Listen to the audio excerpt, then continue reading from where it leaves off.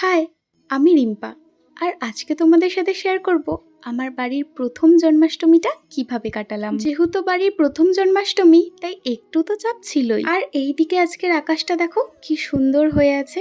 নীল আকাশে পেঁচা তুলোর মতো মেঘ ভেসে যেন জানান দিয়ে যাচ্ছে যে পুজোর আর হাতে গোনা মাত্র কয়েকটা দিন বাকি রয়েছে। চলো এবার আমার গোপুর দর্শন করিয়ে দিই। সকাল সকাল কাকি ওকে স্নান করিয়ে নতুন জামা পরিয়ে ভোগও চাপিয়ে দিয়েছে। আর এদিকে গোপুর দিদিও চান ঠান করে পরিষ্কার জামা কাপড় পরে রেডি হয়ে গেছে, কারণ আজকে আমার দায়িত্ব ছিল এই ঘরটাকে সুন্দর করে সাজিয়ে তোলার। প্রথমেই মায়ের নিয়ে আসা এই প্লাস্টিকের গাঁদা ফুলের মালাগুলোকে দরজার সামনে টানিয়ে দিলাম। তারপর গোপুর জন্য আমার নিজের হাতে তৈরি এই কাগজের পদ্ম ফুলটাকে ঠিক জায়গা মতো বসিয়ে দিলাম, কারণ আজ গোপু এর উপরেই বসবে। এরপর আলপনার জন্য আমি প্রথমেই চক দিয়ে এঁকে দিয়েছিলাম, তার উপরেই বোন খড়ি মাটি দিয়ে সুন্দর করে আলপনা দিয়ে দিয়েছিল।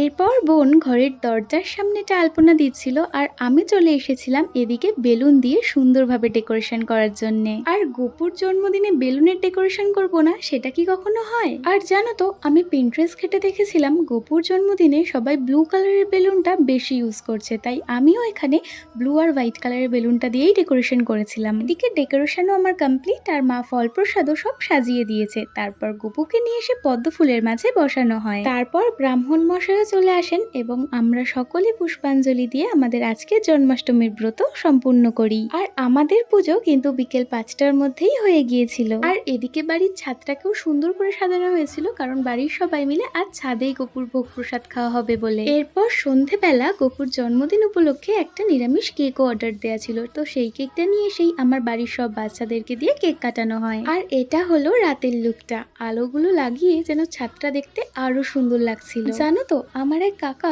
সারাদিন রোদুরের মধ্যে খেটে এই সুন্দর ডেকোরেশনটা করেছে, কিন্তু হঠাৎ করেই বৃষ্টি এসে সব খাটনির ওপর জল ঢেলে দেয়। তখন অবশ্য সবাই টেনশনে পড়ে যায়।